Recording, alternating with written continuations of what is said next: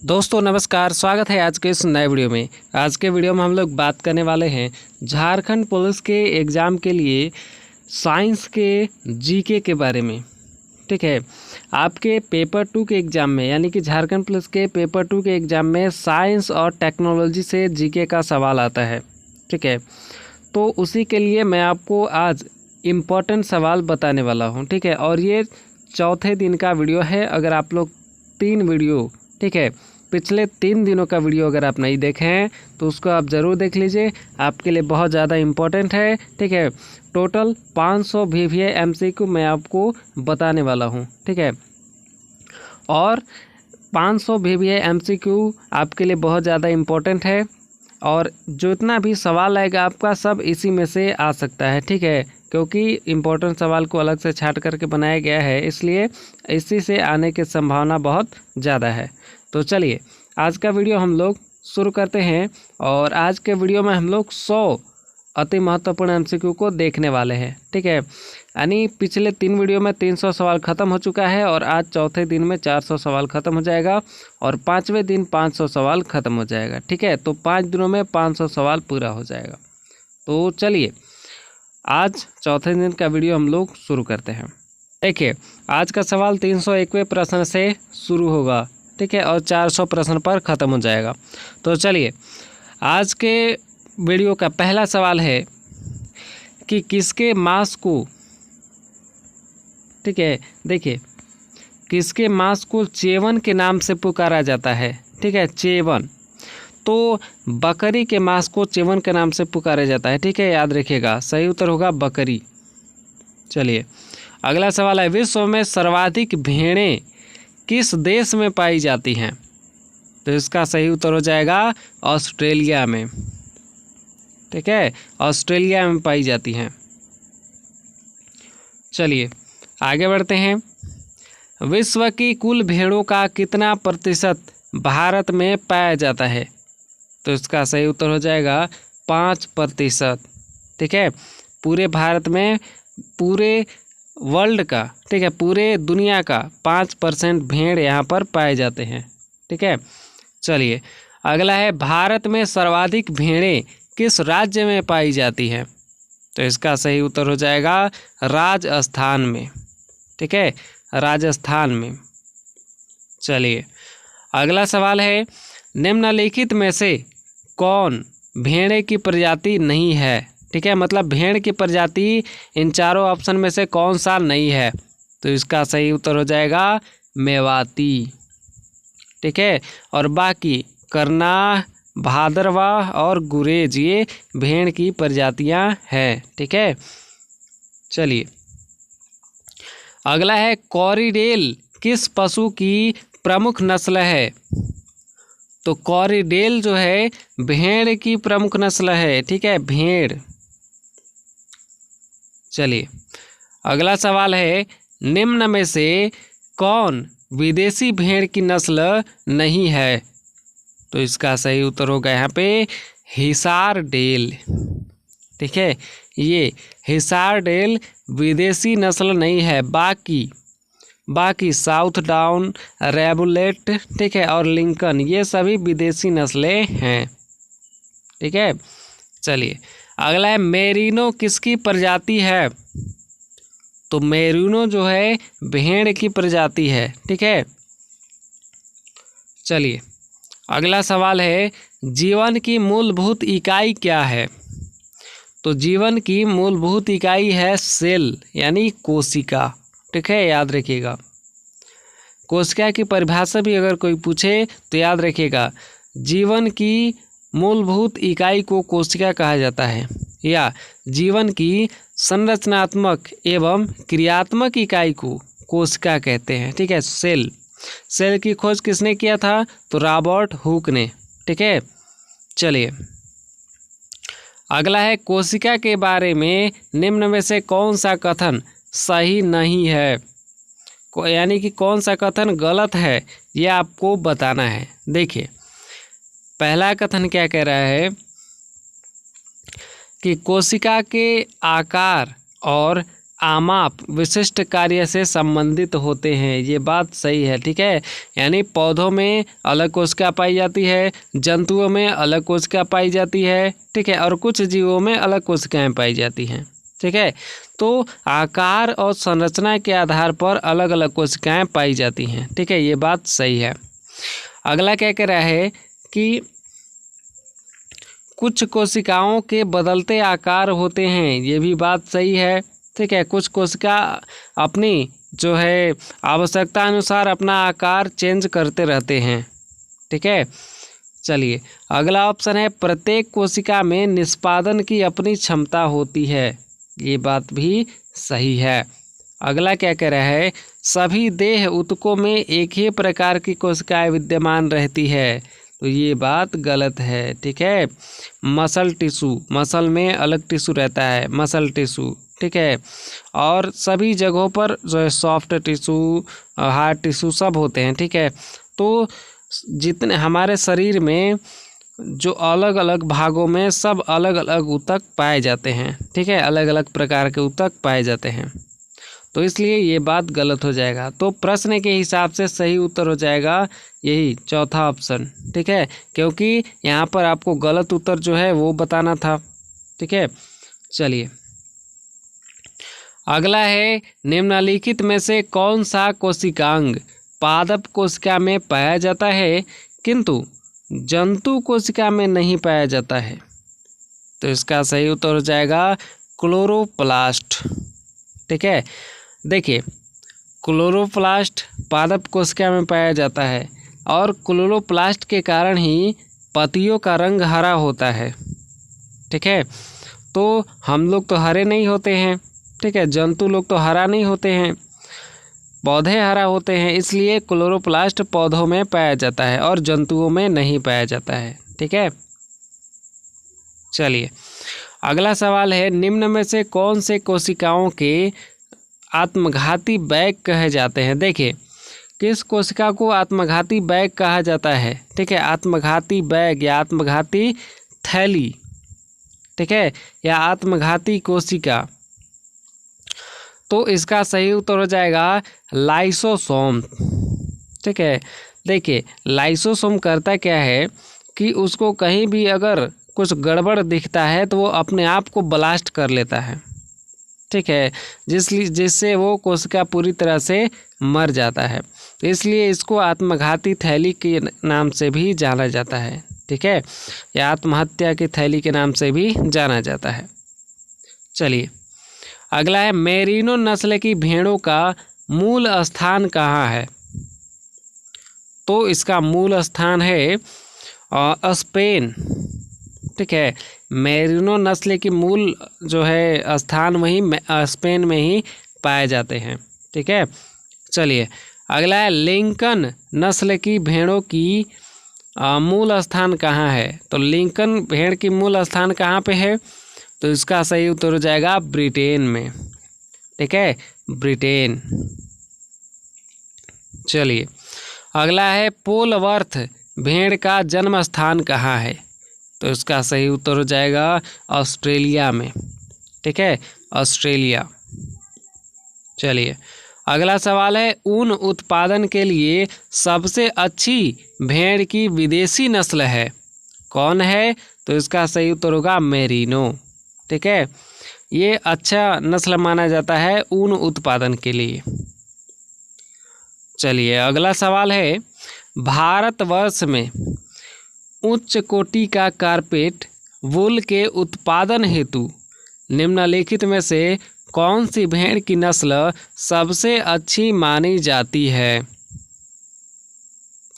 तो पूरे जो है भारत में उच्च कोटि का कारपेट वूल के उत्पादन के लिए कौन सी भेड़ की नस्ल अच्छी मानी जाती है, तो इसका सही उत्तर हो जाएगा जैसलमेरी, ठीक है, जैसलमेरी। चलिए अगला है भेड़ से ऊन उतारने का सबसे उपयुक्त मौसम कब होता है, तो इसका सही उत्तर है सर्दी के बाद, ठीक है। जो भेड़ के शरीर पर जो ऊन होते हैं वो सर्दियों में उन्हें ठंड से बचाते हैं, ठीक है। और सर्दी खत्म होने के तुरंत बाद जो है उस ऊन को काट लिया जाता है, उतार लिया जाता है, ठीक है। और उसके बाद फिर से सर्दी का मौसम आते आते उनके शरीर पर फिर से ऊन आ जाता है, ठीक है। तो इसलिए सर्दी के बाद जो है भेड़ के शरीर से ऊन को काटा जाता है। अगला है अंडा उत्पादन में विश्व में अग्रणी स्थान किसका है? तो इसका सही उत्तर होगा यहाँ पे USA का, ठीक है, अमेरिका का। चलिए, लैंगहॉर्न का मूल स्थान कहाँ है? तो लैंगहॉर्न का मूल स्थान है इटली, ठीक है, याद रखिएगा इटली। चलिए, अगला सवाल है असील मुर्गे का मूल स्थान कहाँ माना जाता है? तो इसका सही उत्तर होगा आंध्र प्रदेश और उत्तर प्रदेश, ये दोनों होगा, ठीक है। तो सही ऑप्शन होगा उपर्युक्त दोनों, ठीक है, तीसरा ऑप्शन। चलिए, अगला सवाल है प्राचीन समय में मुर्गों को लड़ाने की प्रथा प्रचलित थी।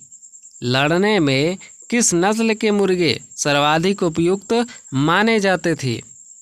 तो इसका सही उत्तर हो जाएगा यहाँ पे असील नस्ल के मुर्गे, ठीक है, असील।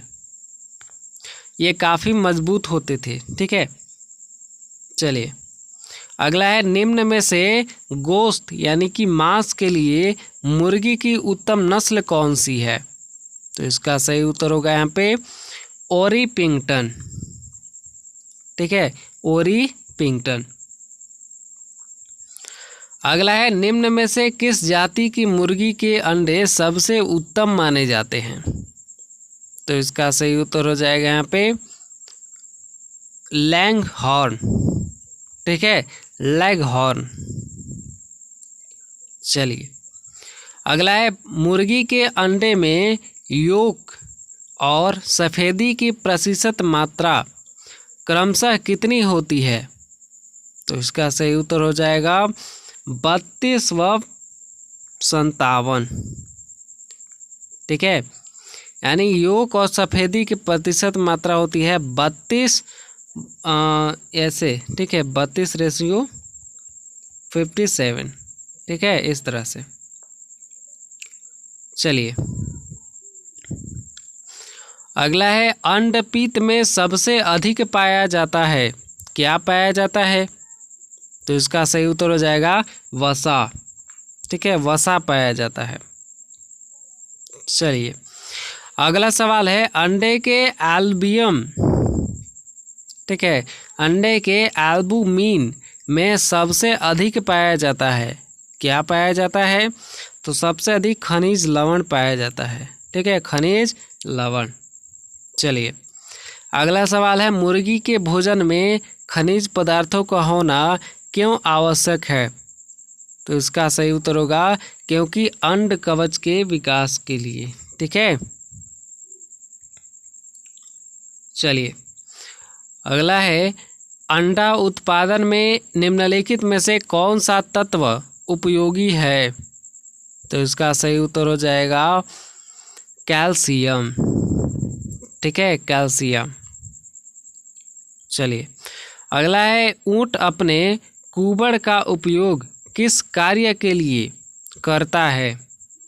तो ऊंट अपने कुबड़ का उपयोग जो है जल संग्रहण करने के लिए करता है, ठीक है, जल नहीं, वसा, ठीक है, सॉरी, वसा संग्रहण के लिए करता है, ठीक है। कुबड़ जो होता है उसके पीठ पर उसमें वसा भरा हुआ रहता है। जब उसे अधिक दिनों तक भोजन नहीं मिलता है तो उसी वसा का जो है पाचन उसके शरीर में होता है। चलिए, अगला है निम्नलिखित प्राणियों में से कौन सा अपने शरीर में जल का संग्रहण कर लेता है? तो इसका सही उत्तर हो जाएगा ऊंट, ठीक है, सही उत्तर होगा ऊंट, ये अपने ही शरीर में जल का संग्रहण कर लेता है। चलिए, अगला है मछलियाँ किस वर्ग में आती हैं? तो मछलियाँ जो है पीसीज वर्ग में आती हैं, ठीक है, सही उत्तर होगा तीसरा ऑप्शन, पीसीज। चलिए, अगला है सिल्वर कॉर्प किसकी किस्म है? तो सिल्वर कार्प जो है मछली की किस्म है, ठीक है, मछली, यानी पहला ऑप्शन सही होगा। चलिए अगला है नीली क्रांति यानी कि ब्लू रिवॉल्यूशन किससे संबंधित है? तो नीली क्रांति का संबंध है मत्स्य उत्पादन से, यानी मछली उत्पादन से, ठीक है। चलिए अगला है गुलाबी क्रांति किससे संबंधित है? तो नीली क्रांति तो मछली से संबंधित है और गुलाबी क्रांति किससे है? तो इसका सही उत्तर होगा झींगा उत्पादन से, ठीक है, याद रखिएगा गुलाबी क्रांति झींगा उत्पादन से संबंधित है। ये जनरल साइंस के सभी सवाल हैं। चलिए अगला है भारत का स्वच्छ जलीय मत्स्य उत्पादन में विश्व में कौन सा स्थान है? तो इसका सही उत्तर हो जाएगा द्वितीय, ठीक है, दूसरा स्थान है। भारत जो है, भारत में स्वच्छ जलीय मछली उत्पादन का दूसरा स्थान है पूरे विश्व में।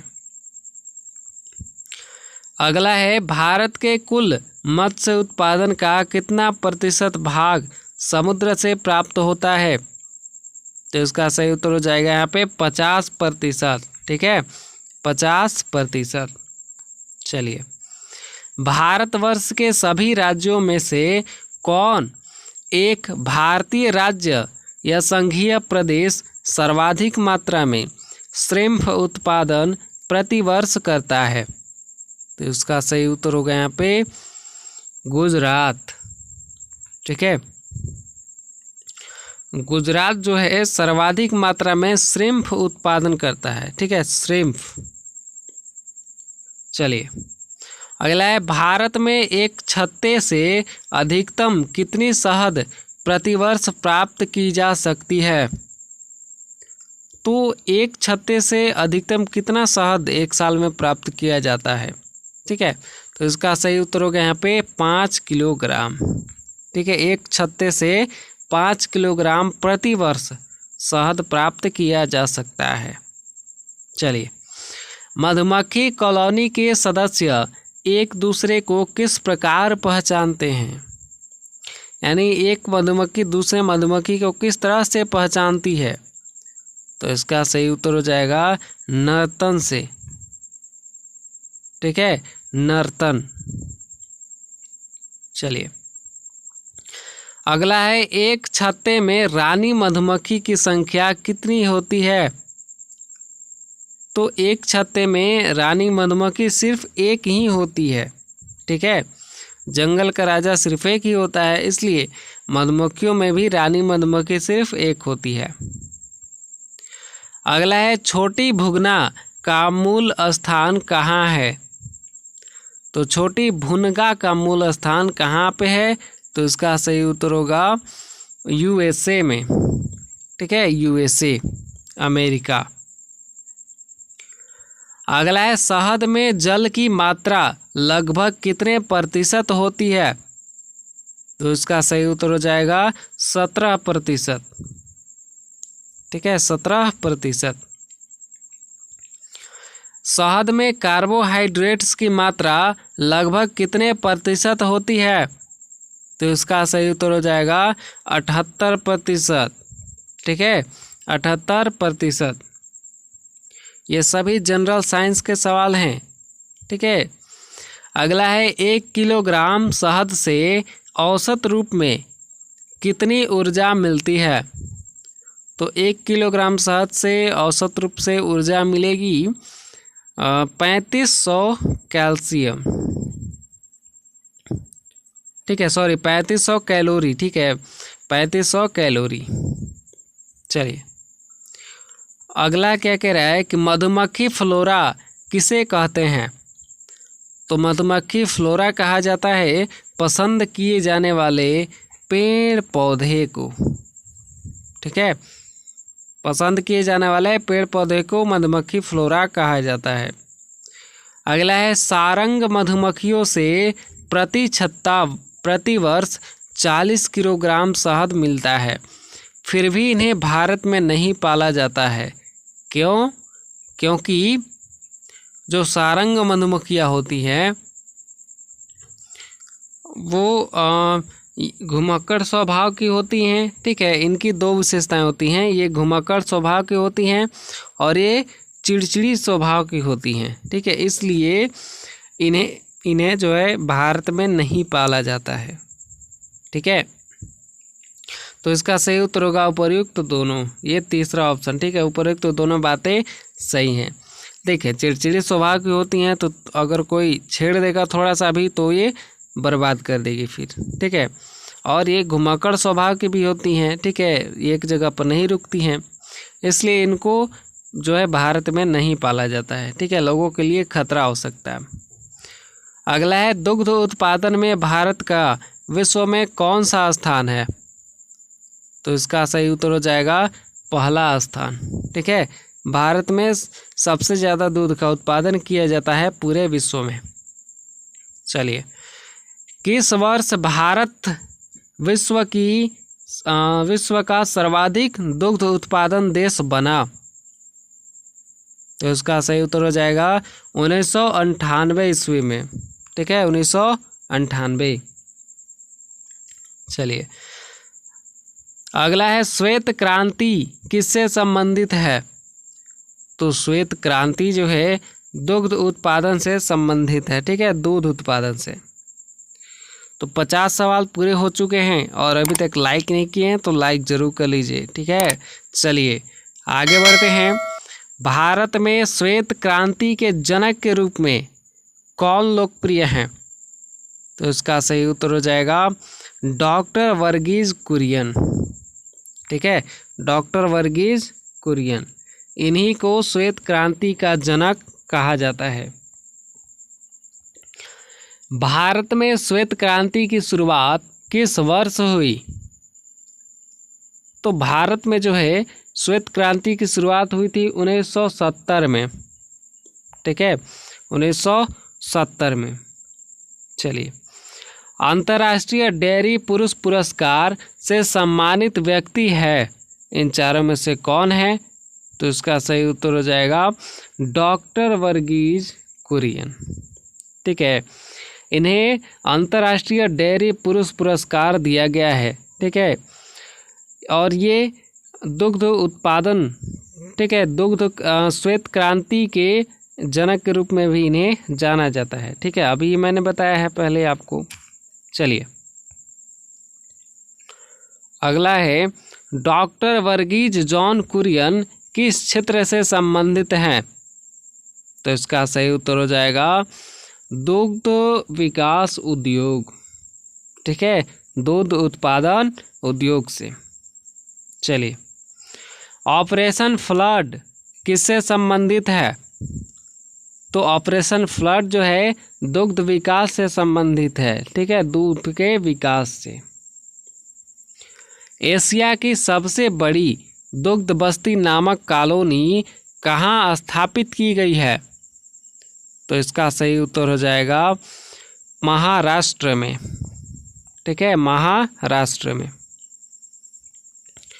चलिए, अगला है, राष्ट्रीय डेयरी विकास बोर्ड की स्थापना कब हुई? तो इसका सही उत्तर हो जाएगा 1967 में। ठीक है, 1967 ईस्वी में। चलिए, अगला है, राष्ट्रीय डेयरी विकास बोर्ड की स्थापना वर्ष 1965 में कहाँ हुई थी? कहाँ पर हुई थी? तो इसका सही उत्तर हो जाएगा आनंद में। ठीक है, आनंद। देखिए, डेयरी विकास बोर्ड की स्थापना तो जो है हुई थी 1965 में। ठीक है, और 1965 में हुई तो कहाँ पर हुई? तो आनंद में हुई थी। ठीक है, जगह का नाम है। चलिए, अगला है, भारतीय डेयरी निगम की स्थापना कब हुई? तो भारतीय डेयरी निगम की स्थापना हुई थी 1970 ईस्वी में।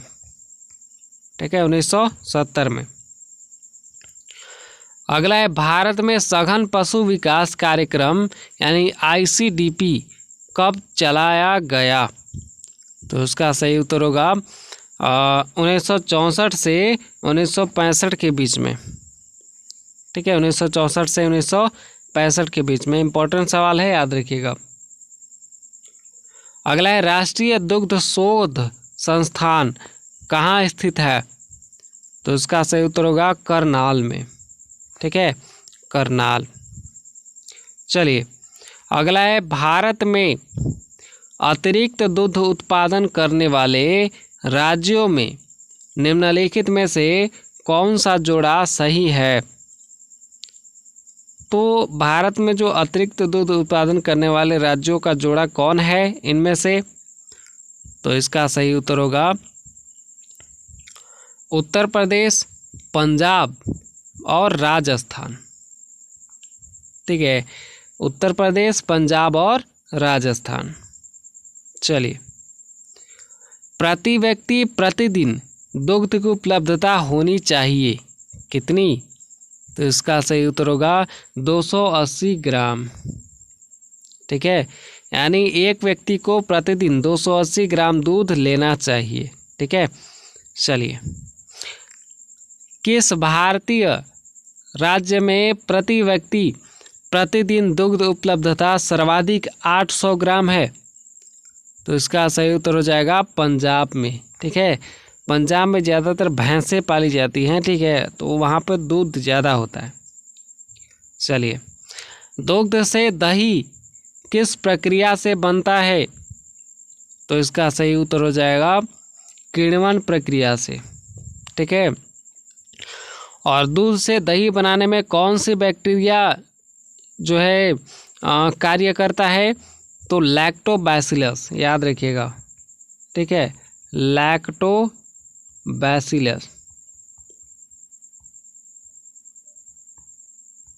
ये बैक्टीरिया दूध को दही बना देता है।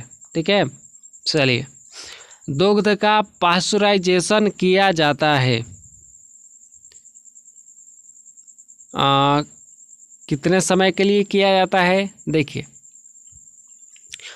30 मिनट के लिए यानी आधे घंटे के लिए किया जाता है और 62 डिग्री सेल्सियस पर किया जाता है। ठीक है, जिससे दूध का पाश्चराइजेशन हो जाता है। ठीक है, चलिए, अगला है पाश्चराइजेशन की प्रक्रिया की जाती है क्यों? ठीक है, पाश्चराइजेशन की प्रक्रिया क्यों की जाती है? क्योंकि इससे जो दूध के जो जीवाणु हैं दूध में, उसको कम किया जा सके। ठीक है, दूध में बैक्टीरिया को कम करने के लिए पाश्चराइजेशन की क्रिया की जाती है। ठीक है, चलिए, दूध का घनत्व किस यंत्र से ज्ञात की जाती है?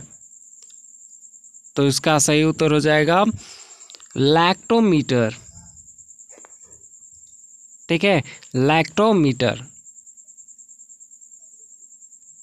चलिए आगे बढ़ते हैं। दूध में कौन सा तत्व कम मात्रा में होता है? तो दूध में इन चारों में से कौन सा तत्व कम होता है? तो इसका सही उत्तर होगा कोबाल्ट। ठीक है, कोबाल्ट जो है कम पाया जाता है दूध में। बाकी कैल्शियम भरपूर मात्रा में होता है, फास्फोरस भी होता है और सोडियम भी होता है। अगला है, निम्नलिखित में से किसके दूध में वसा की सर्वाधिक मात्रा पाई जाती है? तो इसका सही उत्तर हो जाएगा रेनडियर। ठीक है, रेनडियर के दूध में सर्वाधिक मात्रा में वसा पाई जाती है। ठीक है, अगला है, एपी कल्चर किससे संबंधित है? तो एपी कल्चर जो है मधुमक्खी पालन से संबंधित है। ठीक है, मधुमक्खी पालन। चलिए, अगला है, दूध में कौन कौन से प्रोटीन पाए जाते हैं? तो इसका सही उत्तर हो जाएगा यहाँ पे केसिन। देखिए, ऑप्शन में है केसिन, एल्बुमिन, ठीक है, एल्ब्यूमिन, ठीक है, और ग्लोबिन, ये सभी पाए जाते हैं। तो इसका सही उत्तर होगा इनमें से सभी। ठीक है, चलिए, सबसे ज़्यादा प्रोटीन किसके दूध में पाया जाता है? तो इसका सही उत्तर हो जाएगा भेड़। ठीक है, भेड़ के दूध में सबसे ज़्यादा प्रोटीन पाया जाता है। अगला है, भारतीय गाय के दूध में पर्णपितक यानी कि कैरोटीन के कारण क्या बनता है? तो इसके कारण पीला रंग बनता है। ठीक है, पीला रंग। चलिए अगला है, निम्नलिखित में से किसकी उपस्थिति के कारण दूध का रंग सफ़ेद होता है? तो इसका सही उत्तर हो जाएगा केसीन के कारण। ठीक है, केसीन, इसी के चलते दूध सफ़ेद रंग का होता है। अगला है, निम्नलिखित में से किसकी उपस्थिति के कारण दूध में मिठास आ जाती है? तो इसका सही उत्तर हो जाएगा यहाँ पे लैक्टोज। ठीक है, लैक्टोज के कारण। अगला है, घी में वसा की मात्रा कितनी होती है? तो इसका सही उत्तर हो जाएगा 99%। ठीक है, 99%। अगला है, निम्नलिखित में से किसकी उपस्थिति के कारण देसी घी में एक विशेष प्रकार की सुगंध पाई जाती है? तो इसका सही उत्तर हो जाएगा डाई एसीटल के कारण। ठीक है, डाई एसीटल के कारण। चलिए अगला है, खीस यानी कि कोलोस्ट्रम क्या है? तो खीस जो है उसको मादा के बच्चा देने के बाद का जो क्षरण होता है उसको खीस कहते हैं। ठीक है, जो जब गाय वगैरह बच्चा देता है तो उसके जो है मतलब शुरू में ही जो दूध निकाला जाता है उसका, उसी को खीस कहा जाता है। चलिए अगला है, दूध की तुलना में खीस का अधिक पीला होने का कारण है? क्या कारण है? तो इसका सही उत्तर होगा कैरोटीन की अधिकता। ठीक है, कैरोटीन की अधिकता के कारण। चलिए, प्रतिविटामिन क्या है? तो प्रतिविटामिन जो है विटामिन को नष्ट करने वाला पदार्थ है। ठीक है, विटामिन को नष्ट करने वाले पदार्थ को प्रतिविटामिन कहा जाता है। अगला है, पशुओं की उम्र का पता कैसे लगाया जाता है? तो पशुओं की उम्र का पता लगाया जाता है सींग पर छल्ले गिनकर। ठीक है, सींग पर छल्ले गिनकर। चलिए, पशुओं के उम्र के निर्धारण की वैज्ञानिक पद्धति है? क्या है? तो इसका सही उत्तर हो जाएगा दंत परीक्षण। ठीक है, पशुओं में उसके दांत को देख करके भी उसके उम्र का पता लगाया जाता है और ये एक वैज्ञानिक तरीका है। ठीक है, वैसे उसके सींग को देखकर भी पता लगाया जाता है, लेकिन अगर सींग नहीं है तो दांत को देख करके पता लगाया जाता है। ठीक है, चलिए, पशुओं को सींग रहित क्यों रखा जाता है?